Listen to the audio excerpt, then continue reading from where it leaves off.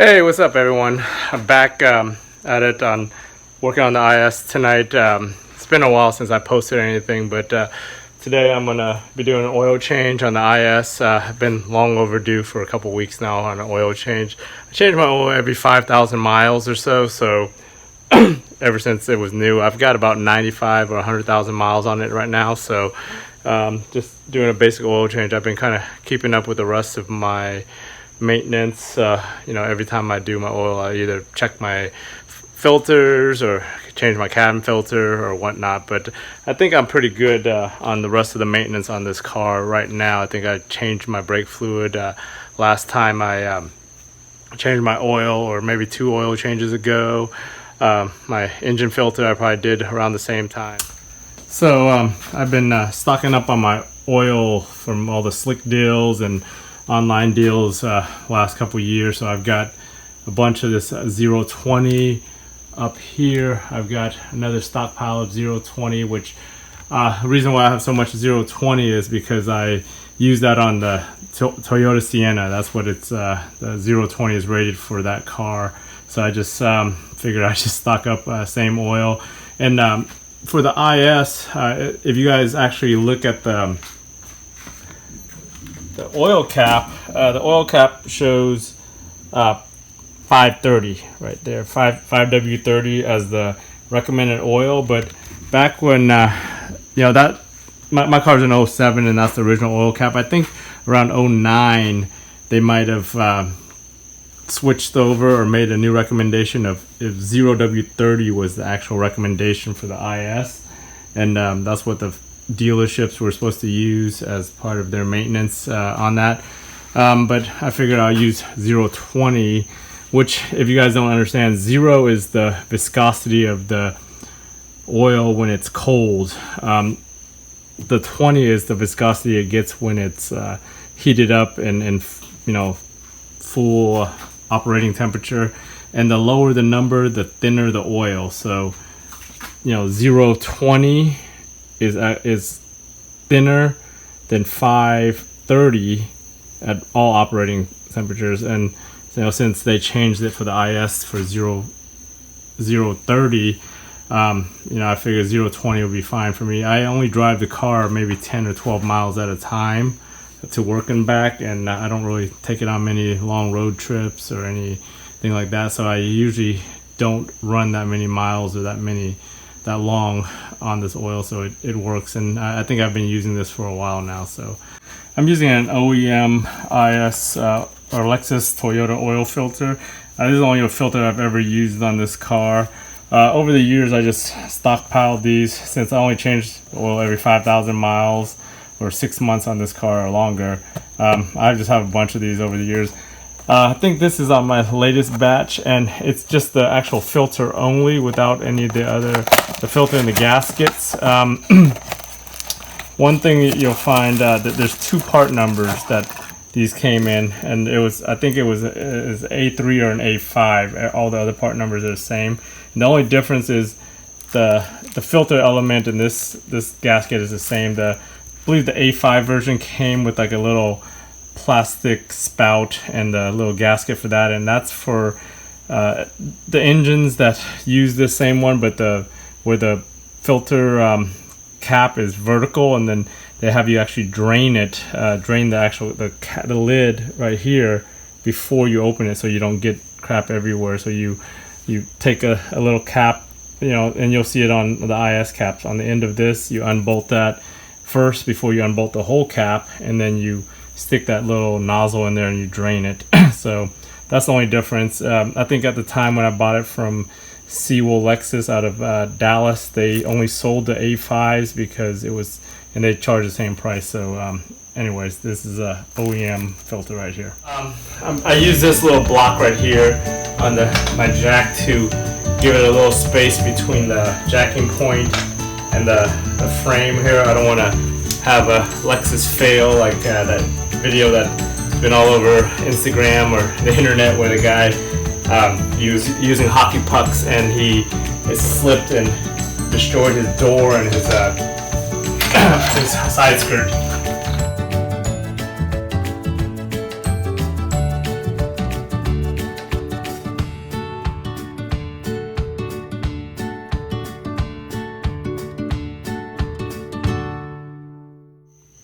All right, so now that we got the car jacked up, I'm got all my stuff that I'm gonna need to get out of the car with. I've got a 14mm gear wrench to take the drain nut off. I've got my Amazon copy.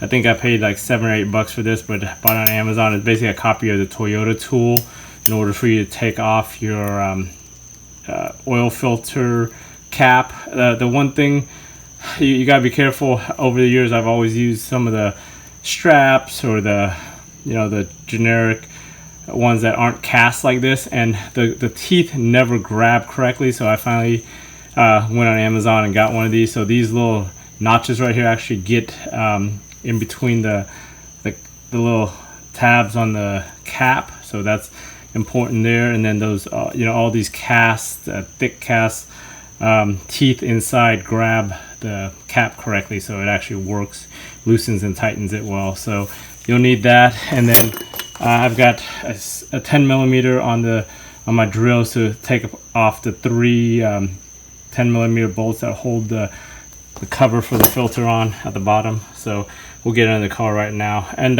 one of the things that I always do, if you guys buy IKEA furniture, I always keep the cardboard boxes or whatever cardboard boxes are, because I always end up using them on these DIY oil changes. I get oil on them, whatever, and I just toss it once I'm done with it if it gets too bad. So always keep cardboard like that if you have garages, a garage space to put it in.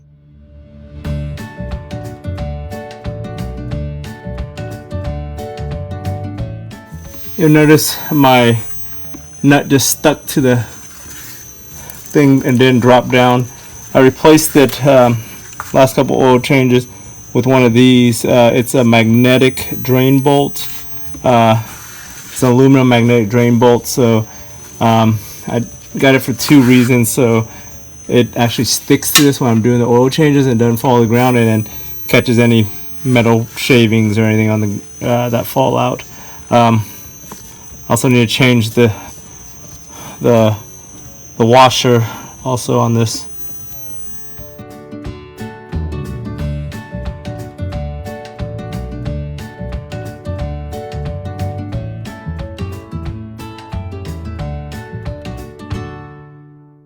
Now I got it all drained out. I grabbed the new washer right here, replaced the old one. These are just cheap. They're pretty cheap. They're like less than $1 each. When you take them out, you'll notice that they're crush washers, so they're supposed to be used one time, and they get pretty deformed when you tighten them up. So I just ordered a bunch of these on Amazon. I think they sell them in like 20 packs, 10 or 20 packs, but they're less. I think they're less than 20 cents each if you buy them in bulk. Now that we drained it, we'll get back to the filter part now. So pull this down.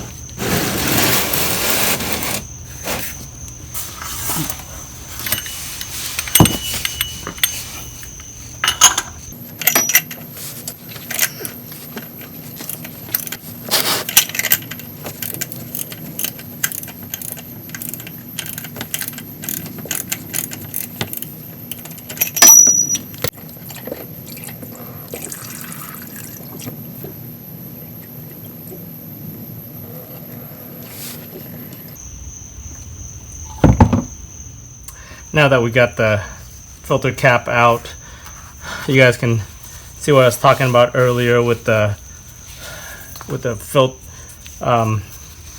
see the bottom here on right here on the car, on the cars that have this as a vertical. There's actually a cap here that comes apart. On the IS, it doesn't have that cap. So and then there's a ring around it that the other thing would use. So for this, and then let's see the fluted, when it fits into there, these things can actually nest. They grab it a little bit, but but it's there. So, and then these sit, they sit on this part pretty snugly. So it grabs it. What I how about the cheap ones, the cheap just stamped steel ones? They usually slip all the time when I do this. So now that we got that out, we're gonna pull the old rubber gasket off and put the one that came with the filter on here.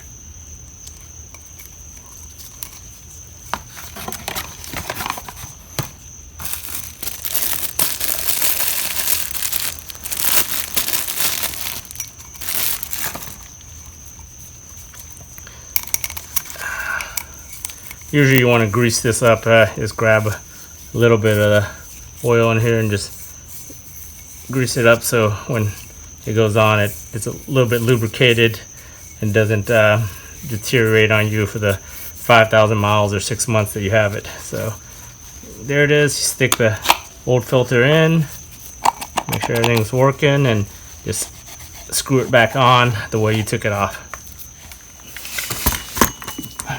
You just hand screw it in and then tighten it the last bit with the wrench.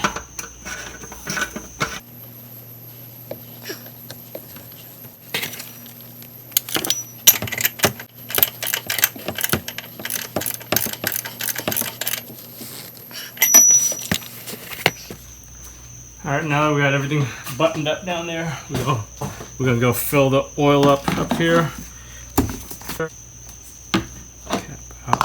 Got my filter. This car uses a little over 6 quarts of oil, so I usually just use one of these 5-gallon jugs, and then I have that second 5-gallon jug here. It's just my partial jug that I use to fill up my 6 to 6 and a half.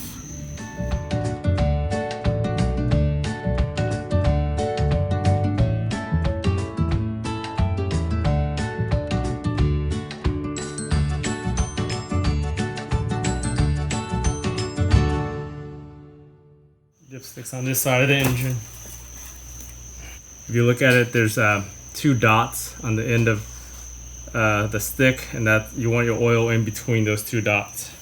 It's kind of hard to tell at first, so you might have to dip it a couple times because when you pull it out, some of the oil drips from the tube. So you just kind of gotta look at where it dipped in. It looks good. Before I finish up, I usually level the car and I start it up, let the oil flow through, and check it again.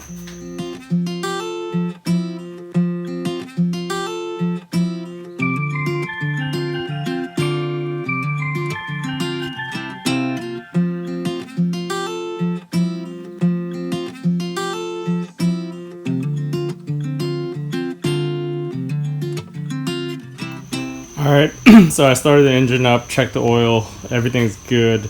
The oil level is right between the 2 dots that I showed you on the dipstick. So now we gotta do the last thing, which is reset the light on the dash. So this part's pretty easy. Just get in the car. First thing you need to do is make sure that it's in odometer mode. So just get there, wait for this. Mine's in trip A right now, so I just gotta scroll through odometer and I'm gonna leave it there odometer. So I've got 92,649 miles on it right now. So turn it off. I'm gonna hold so you're supposed to hold the reset button, and then don't step on the brake. Just push this twice to get it into on, and then it should count down a bunch of zeros, or the blanks. So those blanks, and then read all zeros. Yep. So you just reset the maintenance required light. And so that's basically all you need to do on this car to change the oil. So if you like this video, just like, comment, subscribe, and I'll keep these maintenance videos coming every time I do something to the car now. Thanks for watching.